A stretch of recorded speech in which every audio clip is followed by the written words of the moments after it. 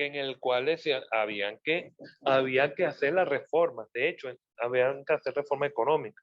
De hecho, en los años 70 incluso se había presentado Ujú. eh, un documento excepcional, por por las precisiones que había hecho Andrei Sájarov y Valentín Turchin, Ujú. en el cual solicitaban la máxima dirigencia, una democratización que fuese aceptable para la nomenclatura, es decir, para la élite burocrática soviética. Señores, hay que hacer estas políticas económicas para que la Unión Soviética pueda estar a flote en lo económico. Ujú. Hay que hacer una transformación de la economía. Ojo, y no te estoy diciendo política porque político no, económico que había que Ujú. hacer, como lo Ujú. que estaba haciendo China. China. Ujú. China, que mira hasta dónde llegó, hasta dónde ha llegado y hasta lo que quiere llegar. Ujú. Si la Unión Soviética hubiese implementado más o menos políticas similares en lo económico, como lo que estaba haciendo China, la Unión Soviética estuviera existiendo en el día de hoy. Téngalo por seguro, Sí. estuviera existiendo, pero no, incluso hasta no con un comunismo tan totalitario o tan represor, pero Ujú. hubiese seguido el esquema del partido único, pues, pero más liberalizado, Claro. pero gobernando la cúpula. Ujú. Pero no se dieron las cosas. Y cuando se hablaba de la necesidad de democratización, decía parte de la estrecha relación existente entre los problemas del proceso técnico-económico y los métodos científicos de dirección y cuestiones de libertad de información, transparencia y competitividad, pero el texto en ninguna parte cuestionaba la continuidad del modelo socialista soviético, aunque Ujú. hacían importantes recomendaciones para mejorarlo, pero no se dio, pero nunca se dio.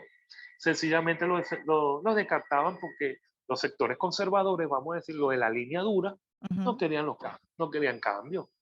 Ujú. Y por eso que empezó progresivamente el decaimiento de la economía soviética. Hmm. Y ya había descontento de la sociedad porque trabajaban por un mismo salario, ya estaban la escasez la escasez de productos de bienes, por supuesto. Sí. Porque si tú te enfocaste en producción, pero no sino en producción industrial, más no en producción de bienes de consumo, y más las corrupciones que te estaban generando, obviamente, Sí, sobre todo, esto eran las consecuencias que iban a pasar. una de las cosas que pasó en la Unión Soviética, y lo sé esto porque yo tengo una amiga aquí en Las Vegas que ella es de Ucrania, y Ay, ella me contaba que en Rusia pasó lo mismo que sucedió en Venezuela durante la época del 2009, 2010. Ya yo me había venido para acá, pero durante esos años que, ¿sabes? Se generó ese mercado negro de comida, donde la gente importaba y pagaba más dinero. Él me dice, lo mismo pasaba allá, y era la única manera de que las personas pudiesen comer, porque el Estado no estaba produciendo suficiente comida. Entonces se creó ese mercado negro, una economía alternativa, por decirlo así, y así era como la gente comía. Y eso fue bueno, parte del ajá, descontento en la en población. la- Ujú. claro, y dice de una amiga suya ucraniana. Ujú. Bueno, esto ya estaba pasando en los 70 y siguió todas estas décadas. Porque de hecho, ya que usted mencionó la economía, ese mercado negro, Ajá. ¿qué sucede? ¿Y tú sabes quién estaba dirigiendo ese mercado negro? Yo no sé Probablemente si el mismo gobierno. Ellos no, mismos. ¿No? Ok. la mafia rusa. Oh, ok. La mafia rusa, porque la mafia, aunque no quiero, no voy a entrar en ese detalle, pero solo para comentar, la mafia rusa existe desde la época de los zares, pero que eran eso era lo que llamaba el mundo de los ladrones, Ok. porque ellos eran personas como decir anarquistas, que Ujú. ellos, por eso que la mafia rusa siempre, uno de lo que quieren ser parte de la misma es no tener ninguna relación con lo que se llama Estado o autoridad alguna. Ujú. Y eso tiene una explicación sociológica de por qué surge esas masas.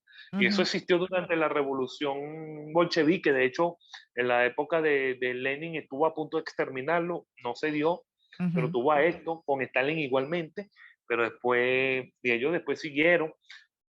Aunque después, en los años 40, muchos de ellos después entran en la Segunda Guerra, participan como soldados en la Segunda Guerra Mundial, pero después cuando termina la guerra, ganan los soviéticos, pero no, ellos no fueron bien vistos por los restos de la mafia rusa, porque los Ujú, vieron como decían en términos rusos, que se llama Soki, Suki o Soki, que ujú, significa perra. Eso, ella era una traición para el mundo de la mafia rusa, para los ladrones. De hecho, en las cárceles soviéticas de ese tiempo, se ujú. vivió lo que se llama la guerra, lo que se llamó la guerra carcelaria de perros o algo así, Ok, que no se desconoce hasta el día de hoy cuántas personas murieron, pero murieron horriblemente esas personas en esa guerra, porque fueron como decir mafiosos que después se beneficiaron del gobierno y otros que no, eran de la misma mafia que nada con ni con ningún régimen habido y por haber.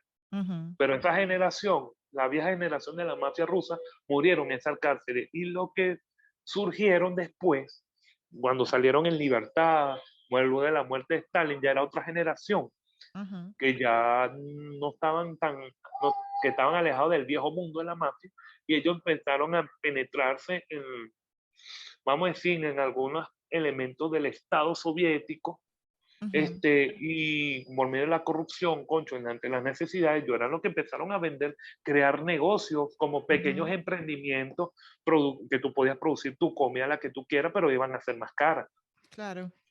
Y la gente, bueno, te estás muriendo de hambre. Bueno, toma, aquí tienes, pero tú sabes que tiene que pagar tanto. Ahí es donde después empieza a surgir progresivamente la mafia rusa. Eso era administrada por la mafia rusa. Ok. Y el Estado soviético sabía de esos tipos de negocios que estaban prohibidos porque no existe, porque en régimen comunista no existe la propiedad privada, pero ya la existía. Pero lo que hacían para un lado, lo que hacían es sobornarle a los funcionarios, vamos a decir, para expropiar. No, no, toma tu billete, date callado y déjame a mí tranquilo trabajar. Y así Claro. sucesivamente. De hecho, lo único que sabía que iban a caer la Unión Soviética era la mafia rusa.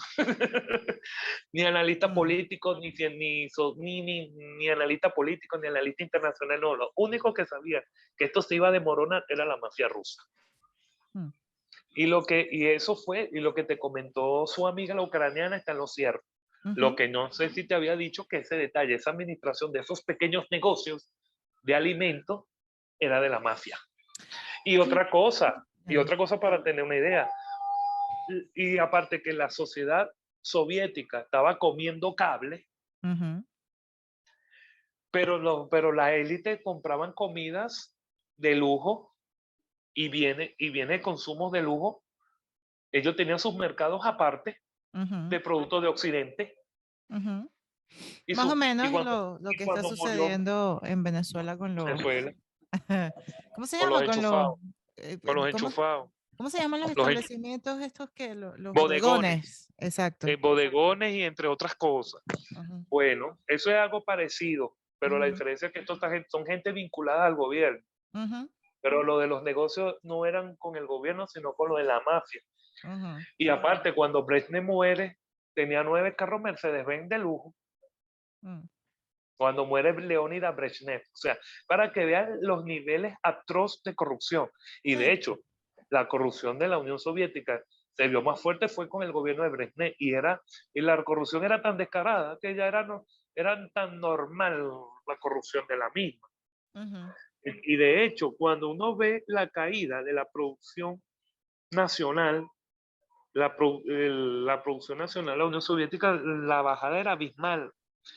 Y otra cosa que ya estaba viviendo, y ya era un problema constante desde los inicios de la Unión Soviética, ujú, que aparte que previamente con lo de la guerra, después la Primera Guerra Mundial, cuando el Imperio Ruso participa, después la Guerra Civil Rusa, ujú, ya estaba empezando el decrecimiento de la población, ujú. y fundamentalmente la eslava. O sea, en líneas generales, había una reducción de la población, una caída demográfica, que eso afecta de alguna manera u otra a la economía. Donde sí se estaba generando un mayor crecimiento demográfico, pero eran los países, era como dicen, las otras repúblicas soviéticas, pero que no eran eslavas. como decir, en la zona del Cáucaso, que son mayoría, no son etnianos-rusas, que son musulmanes, en la República Centroasiática, así sucesivamente, pero en el resto de Rusia la decaída demográfica era considerable. Y ojo, y la política del aborto ya se había implementado con la Unión Soviética. De hecho, fue el primer país del mundo que se implementó la política de matar niños, el aborto, pero que se había cerrado pero con Stalin se había eliminado. O sea, se había prohibido con Stalin el aborto, porque hay que acordarse un poquito que Stalin, antes de ser revolucionario, él estaba estudiando en un seminario cristiano ortodoxo en su país natal, Georgia, que estaba bajo control en ese tiempo del Imperio Ruso. Me imagino que de allí, en esas rémoras, es que implementaron esa política y se fomentó la natalidad. De hecho, después eso se rompe fue con la muerte de Stalin, es que no siguieron implementando esas políticas. De hecho, cuando uno se pone a ver, la Unión Soviética en aspecto eran más conservadoras que otra cosa, que ya no se estaba viendo en Occidente, que ahí donde entra después el papel del progresismo y toda esa cuestión. Que te lo Sí. comenté una vez. Pueden criticar de China y Rusia los sistemas de su régimen, lo que sea, pero el progresismo no viene de ellos.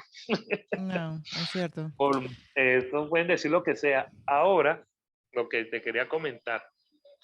Mira, la cuestión de la caída del Producto Nacional Bruto para los años 60, 65 era de un 5%.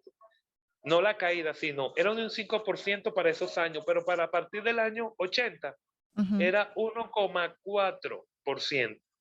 Ahora la productividad laboral del rendimiento por hora hombre era de 3,4%, pero cuando viene a partir del año 1980 era el 0,2%. La productividad total, llámese rendimiento combinado de hora, hombre, capital y tierra, era de 0,6% en el año 60-65. Después hubo un aumento en el 65-70 de 1,1, pero después hubo una contracción en el 70-75 de menos 0,5%. Después hubo una bajada atroz del menos 0,8% en el 75-80, y a partir del 80 en adelante fue de menos 1,9%. Es decir, que si bien fue negativo, hubo un crecimiento muy pequeño. Ahora, de la producción industrial, la Unión Soviética era de 6,6%, pero cuando llega a partir de los años 80 era de 3,4%. Después viene la productividad de trabajo, industria, rendimiento por hora hombre. En el año 60-65 de 3,6, después en el 65 3,6%. Del 65 al 70, 3,1%. Después un aumento considerable del 70 al 75, un 4,4%. Después una bajada de 1% de 3,4% en el 75-80, y después una bajada del 2% a partir del año 80, y después la producción total del factor industrial. En los 60, menos 0,1%, después un aumento del 0,5%, luego siguió para ubicarla en años, 1960 al 65. En cuanto a la productividad total del factor industrial, menos 0,1%. Del 65 al 70, 0,5%. Del 70 al 75, 1,1%, o un aumento relativo. Del 75 al 80, menos 0,6%. Y a partir del 80 siguió bajando a 0,2%.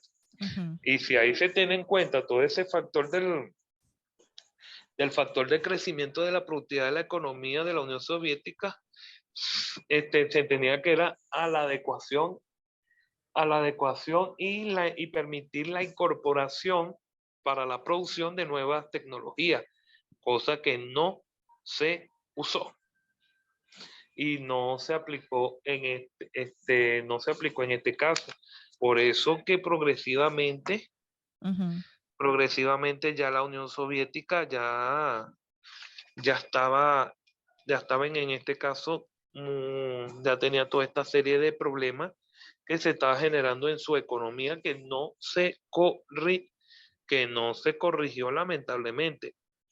Y de hecho, y para ese entonces había una cosa que ya la Unión Soviética ya estaba en retroceso y ya Estados Unidos ya estaba en su mejor momento en los 80, Ujú, porque también hubo un factor del atraso tecnológico en el ámbito militar. Y cónchale, tú estás hablando de una superpotencia militar como la Unión Soviética, que ujú, era que de hecho era mucho más poderosa que Estados Unidos en cuanto a lo convencional, ujú, en cuanto a armas convencionales terrestres, porque la ventaja de Estados Unidos por su naturaleza talasocrática, para ujú, los que no entienden qué es lo talasocrático, era una potencia, siempre fue una potencia marítima y su ujú, dominio fundamentalmente era lo marítimo aéreo. ujú, El poder terrestre siempre lo tuvo la Unión Soviética.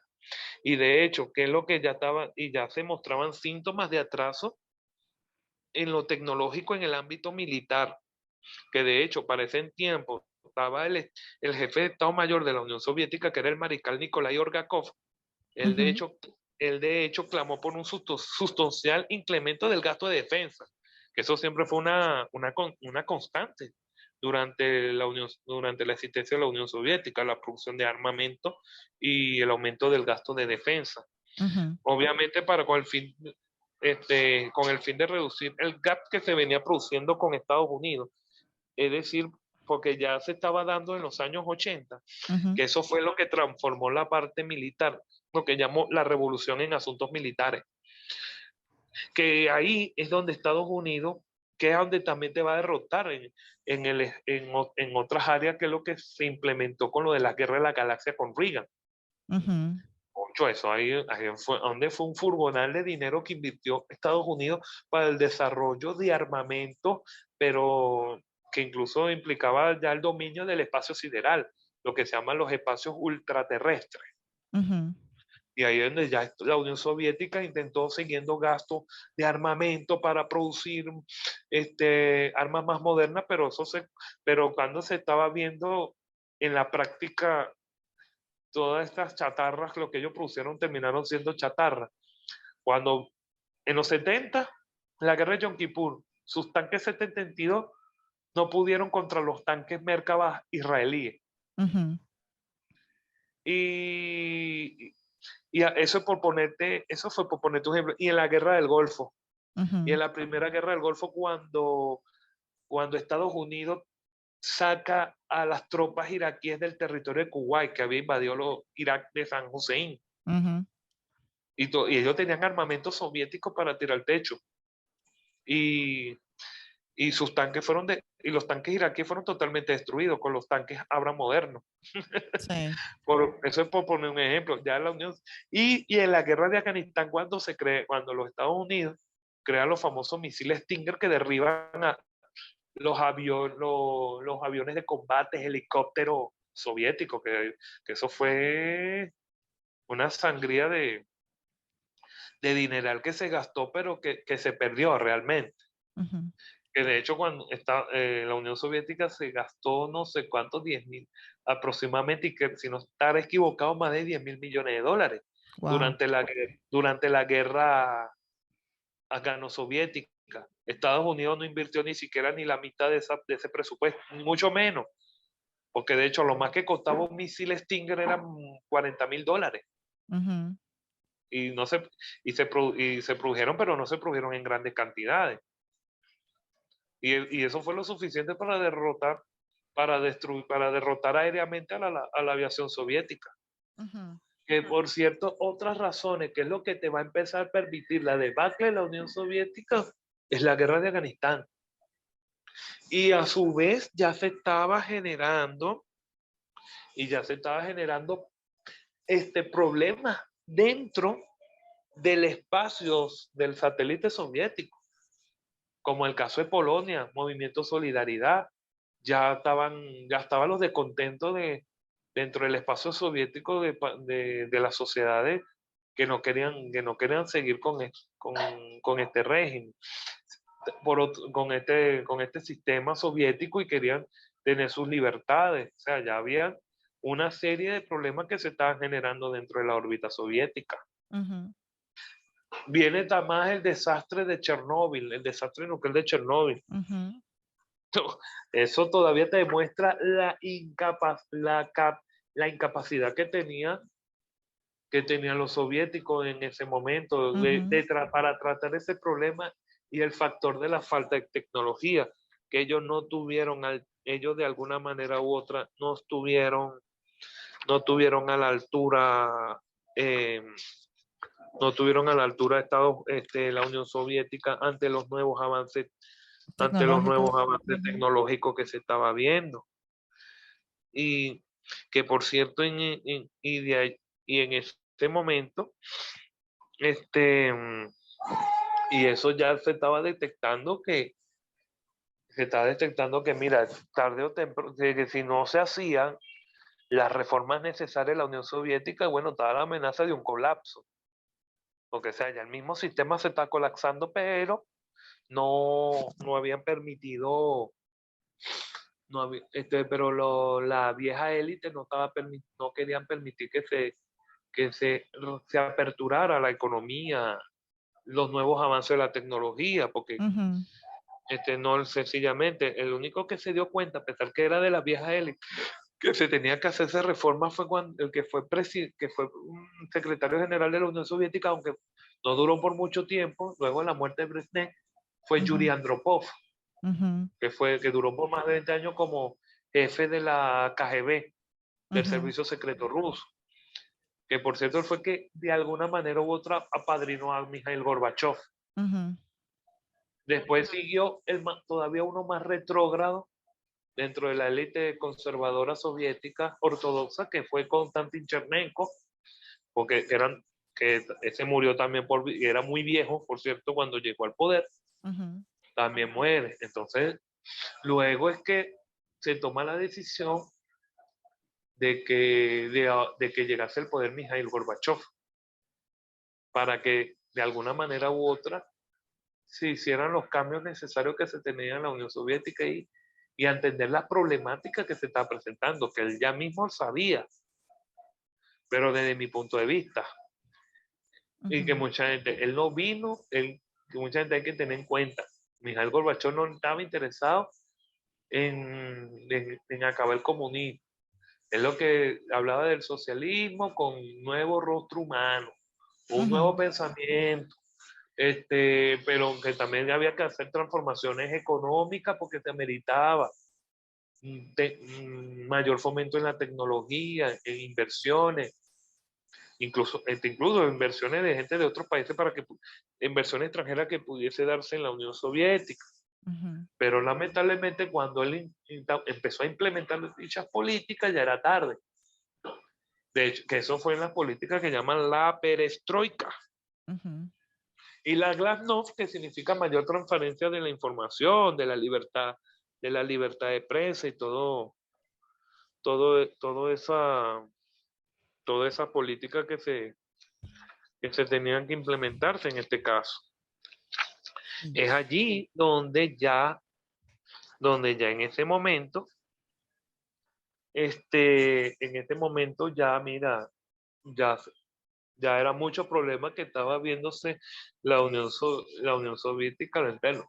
Y Ujú. de hecho, para mencionarte uno de los aspectos que tuve que anotarlo, porque para comprender,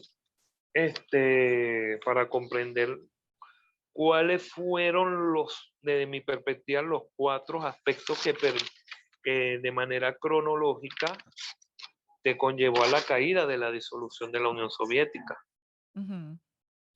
Primer punto, el fin de la Guerra Fría concluyó el 3 de octubre del año 1990, cuando Alemania se reunificó con la antigua República Democrática Alemana, es decir, la Alemania comunista, Ujú. en el cual deja de existir, en el cual la Unión Soviética, ellos tenían un planteamiento de que, claro, la Unión Soviética planteaba de reunificar a Alemania, pero en tres etapas, pero que no formase a la larga ni parte de la OTAN ni parte del Pacto de Varsovia, o sea, que era la contraparte de la OTAN en la versión comunista soviética. Ujú. O sea, que tuviese la neutralidad, así, en ese cual. Pero, y ahí se da y a su vez, pero ¿qué se da? Ya sabemos que se da lo de la caída del muro de Berlín. Ujú. Ocho, eso ya te mostró que ya el sistema soviético ya Ya estaba estaba en en su, decadencia, ya decadencia. estaba, ya Ujú. estaba en decadencia, ya no, la economía no ayudaba, lo que te generó fue mayor empobrecimiento.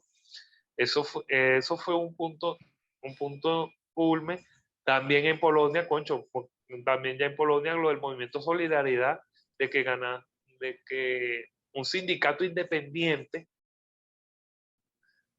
como en el caso de Lech Walesa, llegase a ser presidente de Polonia, Ujú. que por cierto Polonia siempre jamás quiso a los rusos ni a los soviéticos, por supuesto.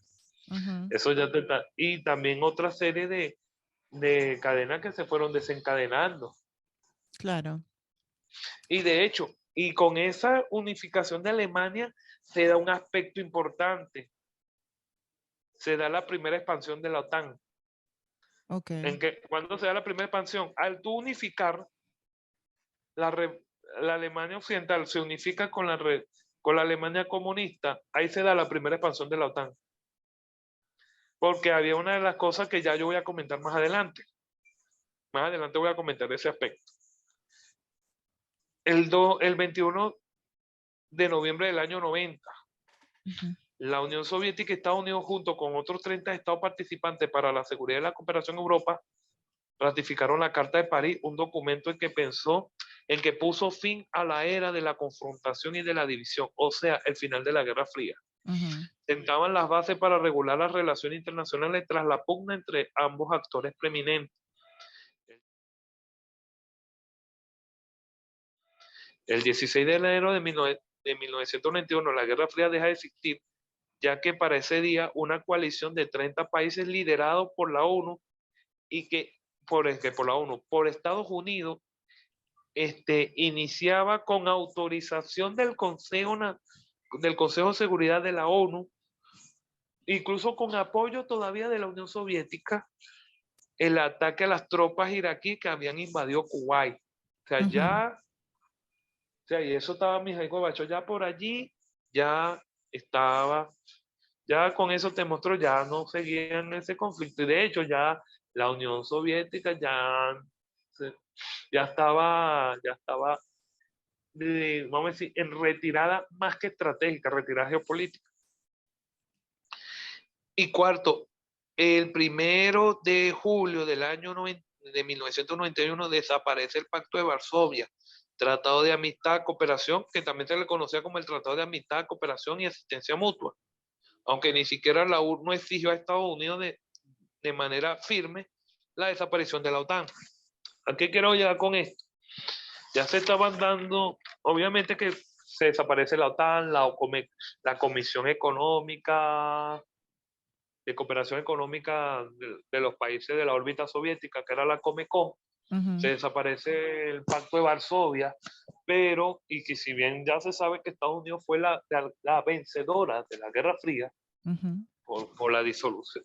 Y faltó una fecha. El 31 de diciembre de 1991 se reúnen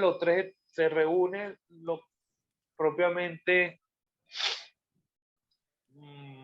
ya era Boris Yeltsin como Boris Yeltsin como presidente de la Unión Soviética, Ujú. este, Ucrania y lo que sería Bielorrusia, que se establece el Pacto de Belovecha, la disolución definitiva de la Unión Soviética. Ok. Que el Pacto de Belovecha fue por en un bosque de Bielorrusia, por cierto.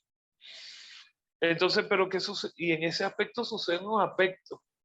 Si ya no, porque cuando se crea la OTAN, era con la finalidad de frenar el expansionismo comunista soviético a Europa. Pero si ya no existía la amenaza, porque ya Rusia, cuando nace el nuevo Estado ruso, como Estado continuador, no como Estado sucesor de la Unión Soviética, sino como Estado continuador de la URSS, porque siguieron con el mismo esquema de política exterior de mayor acercamiento a Occidente, pero también, pero también arrastrando con los problemas que ya se había dejado la misma Unión Soviética, pero y a la vez era discontinuador porque a partir de la década de los 90 fue el año de que Rusia no era Rusia, es decir, había de alguna manera u otra había abandonado todo esquema histórico en cuanto a lo geopolítico. Ujú. Fue, la Rusia de los 90 fue propiamente servir a los intereses de Estados Unidos y Occidente. Y es donde yo también yo digo, ajá, si Rusia ya estaba en esa debilidad económica, militar, en todo lo económica y social, porque Rusia estaba totalmente débil. Claro. Pero y ya no era la amenaza, pero en vez de generar propiamente un equilibrio geopolítico, Ujú. ok, tú fuiste la vencedora, pero que hizo lo contrario Estados Unidos, anexionar, no sería que países que formaban parte de la órbita soviética se adhirieran a formar parte de la OTAN. Ujú. Ok, yo puedo entender Polonia, porque Polonia siempre tuvo un reconcomio con Rusia, y eso se explica el porqué. Porque en la época del Imperio Ruso, Rusia, bueno, después de la Guerra de los 7 años, Polonia dejó de existir en los años de 1700 por más de 120 años. Por más de 100 años dejó de existir Polonia, Ujú. porque fue dividido entre el Imperio Alemán, los austrohúngaros y los rusos. Y después lo de la Segunda Guerra Mundial, cuando Alemania invade Polonia, pero Ujú. también la Unión Soviética invade Polonia por el este. Yo Ok. eso lo puedo entender. Hungría, porque cónchale, los húngaros no quizá mantieron menos. Pero cuando tú te expandes a los países del Báltico, que por cierto los países del Báltico obviamente iban a formar parte de la OTAN, es entendible, pero ya estaba, pero esos son países que hacen frontera con Rusia. Ujú. Y ya es su área, y ya de alguna manera son como su área de seguridad de Rusia, y por otro lado yo entiendo que para los países del Báltico el dominio soviético sencillamente fue por una invasión, porque lo invadieron sencillamente. Y es entendible que jamás y nunca se sintieron parte de la Unión Soviética. Claro. Jonas, Pero, disculpa que te interrumpa. Me quedan 20 minutos. ok, Eh, eh, vamos está muy interesante lo que me estás diciendo, pero quiero saltar a la parte de las consecuencias a nivel mundial de la disolución, de las consecuencias económicas. Porque esto es lo que yo veo, y yo lo he repetido muchas veces en Twitter. Estados Unidos ganó la Guerra Fría, pero ajá. a nivel cultural, pues estamos de alguna manera, obviamente Rusia no es progresista como tú lo has repetido miles de veces, pero de alguna manera u otra, ese progresismo está siendo usado con principios marxistas, no sé si estoy en lo correcto o corrígeme si estoy equivocada, para destruir la economía a nivel mundial. Y es bien aterrador lo que está sucediendo, ¿no? Porque yo siento que como que no hay vuelta atrás, ¿no? Y todo va como que en modo destrucción bien acelerado. Acuérdate que lo de las ideas del progresismo, que es Ujú. lo que está relacionado propiamente con lo de la posmodernidad, Ujú. eh, en el caso, acuérdate que todas esas ideas del progresismo vienen de Occidente. Sí. ¿Y a dónde vienen todas esas ideas? Cuando en Europa, ante la Segunda Guerra Mundial, muchos de la escuela de Frankfurt y entre otros van a Estados Unidos a dar clases después, huyendo de Ujú. Europa, de los Ujú. regímenes fascistas o nazis, a Ujú. dar clases en esas universidades. Por allí es que empiezan después todos esos orígenes de la difusión de todas esas ideas de la nueva izquierda, de los Ujú. pensadores de la nueva izquierda, y también por los liberales, que es lo que llama el socioliberalismo.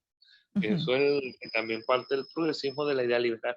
Y aparte porque, y acuérdense también que Estados Unidos, a través de su poder blando, ujú, acuérdate que también es una de las grandes potencias en cuanto a la industria del entretenimiento, de los medios de comunicación, por ujú, medio de de las grandes cadenas televisivas, tiene Silicon Valley, tiene donde ahora tiene donde se conforma lo de las redes sociales, la aplicación, lo que llaman apps, que son aplicaciones, ujú, y Estados Unidos, un- incluso junto con, con Europa, ujú, pero fundamentalmente Estados Unidos es el bastión mundial del progresismo, porque todo, ujú, y eso lo difunde a través de sus ideas, sea Hollywood, por medio del mundo de la cinematografía. Y ujú, en cuanto a lo que tú me referías a lo económico, es porque dentro de ese mismo progresismo, con la cuestión del ambientalismo, el ecologismo, que es lo que buscan, ellos te dicen en teoría, no, vamos a fomentar un desarrollo sustentable ujú. en armonía del ambiente, pero cuando uno busca en la práctica, lo que buscan sencillamente es poner fin a la economía capitalista. Ok. En pro y porque consideran al capitalismo el origen de muchos de los males, de la destrucción del medio ambiente y todos esos aspectos, pero Ujú, entonces lo que buscan es fomentar, llevar una transición hacia el poscapitalismo. ok. Eso es lo que busca eso, ¿Qué es el eso postcapitalismo? sin del capitalismo como Ok, sistema económico ok, de producción. Eso lo que buscan es fomentar hacia una etapa, hacia una transición hacia una economía postcapitalista. ok, ok.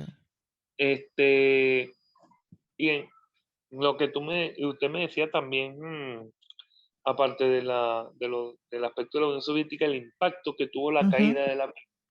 Mira, la caída de la Unión Soviética representó primeramente, aparte del fin de la Guerra Fría, fue el fin, se puso fin al acuerdo que se había establecido en Yalta tras la Segunda Guerra Mundial de la repartición del mundo en dos grandes bloques geopolíticos. Ahí fue el fin del acuerdo de Yalta, ok. porque fue derrotada la Unión Soviética, triunfa Estados Unidos, se erige como la única superpotencia a escala global, con Ujú, gran poder económico, científico, tecnológico, militar en todo su precedente. Y ahí es lo que y ahí se instaura en ese momento, es el orden internacional liberal bajo la batuta de Estados Unidos, lo que ujú, se llama el establecimiento de un orden ya no bipolar, sino unipolar, ok. que de hecho un politólogo estadounidense que se llama Charles Krauthammer, Ujú, él argumenta sobre el momento unipolar. De hecho, lo que se refiere que ya Estados Unidos quedó como la única potencia incuestionable a ujú, escala global en todos los sentidos. Que eso fue lo que transformó la parte de las relaciones internacionales y que por ende ya después Estados Unidos, con las ideas de la libertad, la democracia, el libre comercio, va a expandir sus ideas a través del mundo. Mira, ya no se, de alguna manera u otra que se inserten a la aldea global. O sea, porque también se da el proceso de la globalización, el nacimiento del ujú, Internet. O sea, vamos a caminar, que de ahí fue que después un analista político que se llama Francisco Fukuyama ujú, habló del fin de la historia.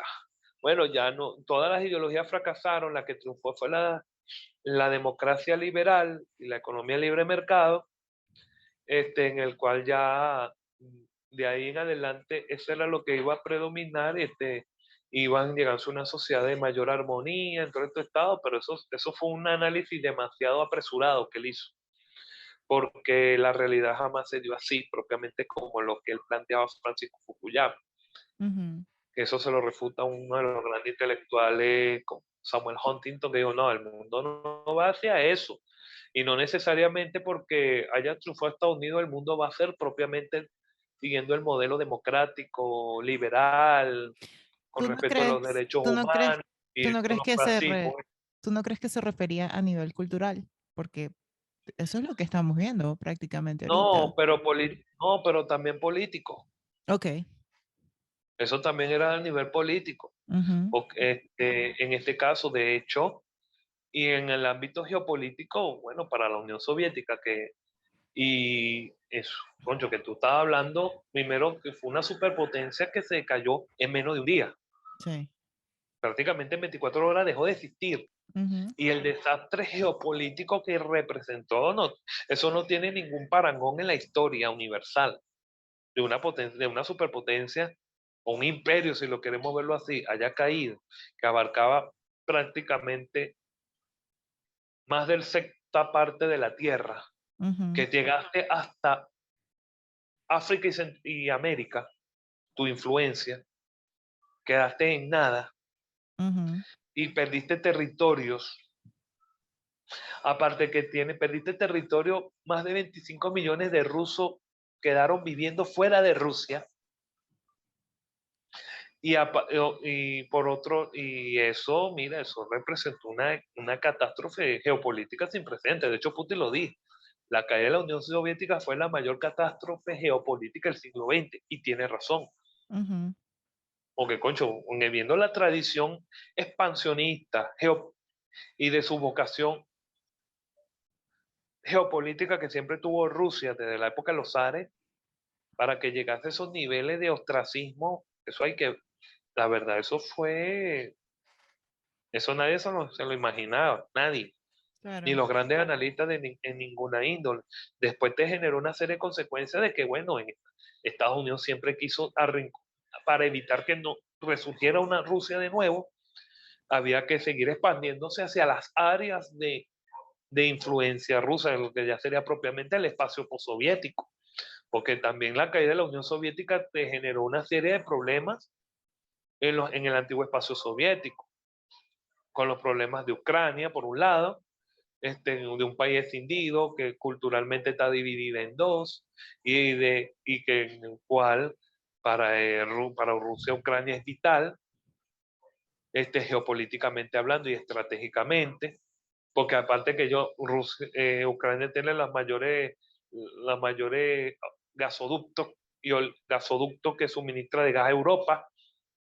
Por eso que tenemos la consecuencia del conflicto que tiene con Ucrania ahorita, que está en tensión otra vez en este momento. Los países del Báltico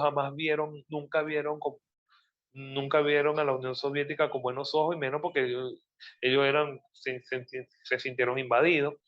De hecho, Ujú, son de las tres economías, de esos tres países gozan de una buena y excelente economía.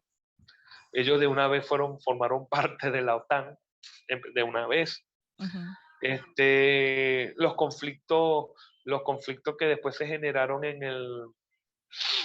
los conflictos que se generaron en la zona del Cáucaso, por, por ejemplo, con lo de Armenia y Azerbaiyán por el territorio de Nagorno-Karabaj, que ya se estaba viendo ya a finales de los años 80, todavía existiendo la Unión Soviética, ujú, porque ahí es donde se empezaron a generarse los malestares por un lado los sentimientos nacionalistas, pero a su vez los problemas étnicos. Por eso que Bercecín, que argumentaba mucho de los Balcanes eurasiáticos, de los problemas que se están dando de esos países que formaron parte de la Unión Soviética, pues, porque tras la disolución de la Unión Soviética surgieron de ahí 15 nuevos países. ujú, Por eso que de 15 nuevos países, que eso es lo que, y todos esos países en mayor o en menor grado, después de 30 años, también viven una, siguen viviendo la etapa de transición postsoviética, porque todavía siguen teniendo toda esa serie de problemáticas. Incluso hasta dentro de la misma Rusia, cuando tuvo en los años 90 el conflicto en el Cáucaso con los chechenos, porque también estaba el terrorismo islámico. ujú. O por un lado querían ser independientes rusos, pero concho, eso hubiese, pero por otro lado estaba el terrorismo. Pero por otro lado, Estados Unidos Occidente también alentaba de buscar terminar de fragmentar el propio Estado ruso, para ya Ok. de alguna manera, ¿con qué fin? Dejarla postrada en todos los ámbitos, y para que no y que no se viera amenazada la supremacía estadounidense en Eurasia, había que evitar de que surgiese una potencia que amenazara la hegemonía de Estados Unidos. Por eso que siempre ha habido todo este conflicto de Estados Unidos y Rusia que se está viendo en estos tiempos, porque Rusia quiere ser otra vez, de absorber todos estos países, buscar su esfera de influencia. Claro, eso vino con Putin y obviamente lo que están buscando de alguna manera u otra su espacio, los espacios perdidos, que se perdió tras el fin de la Guerra Fría. Claro. Los países de la República y otras cosas que han habido dentro del espacio postsoviético, no en todos los países, pero que se ve mucho, por ejemplo, con el caso de Lukashenko, o sea, la perpetualidad de los gobernantes, Ujú. como se dio en este caso con lo que se ha visto en Bielorrusia con Lukashenko, que por cierto, él fue el único, cuando en tiempo era diputado, que jamás votó en contra de la disolución de la Unión Soviética, Ujú. porque de hecho él es un prosoviético duro. Ujú. Y de hecho toda la estructura de Bielorrusia es propiamente de la época soviética, todo es soviético. Sí. También se generan los problemas de Moldavia, porque Moldavia formó parte de la Unión Soviética. Pero entonces Moldavia, entonces con el conflicto que tenía Moldavia con Rumanía por la zona del Transnistria, Rusia tiene que intervenir porque la región de Transnistria vive en mayoría pueblos de origen ruso-eslavo, Ujú. que de hecho es una república de facto y de hecho hay presencia militar rusa en la zona, porque Moldavia ha buscado desde hace tiempo absorber esa región que llama propiamente la región del Transnistria, Ok. en ese caso. Y la República Centroasiática, como Kazajistán, Turkmenistán, Tayikistán, que si bien, por cierto, en el cual si bien todos esos gobiernos allá están los mismos gobernantes de que cayó la misma Unión Soviética, porque ellos eran funcionarios soviéticos que gobernaban esa región, a excepción de, bueno, en el caso de Kazajistán, que estaba el gobernante Nursultán Nazarbayev, que por cierto es considerado el padre de la nación kazaja, porque el kazajo originalmente es un pueblo de origen túrquico, Ujú. pero, concho, casi más de la tercera cuarta parte de la población de origen ruso o eslava, pero de hecho de hecho es un país que ha llevado mejor dentro de las repúblicas centroasiáticas dentro de toda esa etapa de transición, aunque él gobernó desde los años 92 hasta el 2018, hasta el 2019. Aunque claro, sigue influyendo el poder entre las sombras, aunque haya dejado el cargo de presidente. Pero de hecho Kazajistán es considerado el Dubái de Asia Central. Wow. Mm. Y bueno, y aparte, sí, es un país moderno por un lado, pero en buena parte del territorio es despoblado, porque hay partes desérticas, Ok. hay partes considerablemente desérticas, toda esa zona.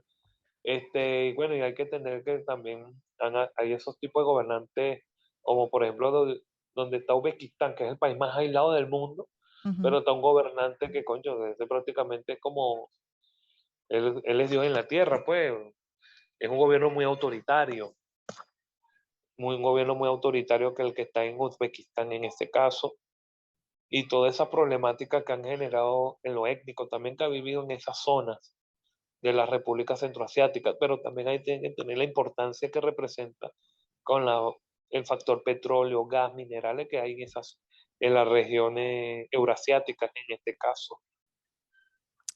Sí. Y Rusia, concho, en la Rusia de los 90, bueno, en esos momentos estaba en postración en todos los aspectos, porque Rusia en ese momento no influía en nada en la política internacional, Claro. por el factor económico, militar, industrial. De hecho, tuvieron que pedirle ayuda a Occidente, que de cuando acá iba a pedir un país que era una superpotencia, está pidiendo ayuda a Estados Unidos Occidente económicamente para, para sostener su economía. Sí. Y los años turbulentos que fue los 90 pues, que los 90 para Rusia, Ujú. y con gobernantes que como Boris Yeltsin, que de alguna manera u otra, de a duras penas logró la estabilidad de Rusia, pero Rusia durante toda esa década no estaba para nada en su mejor momento. Claro, Y que de hecho, para viendo de esa perspectiva geopolítica, actuando hacia los intereses de Occidente, a menos en la primera mitad de la década de los 90. mm. Wow, bien, bien interesante todo lo que nos estás diciendo, Jonás. Lamentablemente el Claro, tiempo se me acabó. cierto. Si gustas, podemos hacer una segunda parte. Lo que pasa es que este tema es bien extenso. Vamos a cuadrar si tienes algo más que agregar. Cuadramos una segunda parte, como tú quieras, tú me dices. Ok, Pero de verdad que bien interesante todo lo que nos has comentado y simplemente, bueno, me dices cuando puedas y cuadramos para la segunda parte, pero el tiempo se me acabó y en de tal verdad caso, que, dime. sería después de Navidad.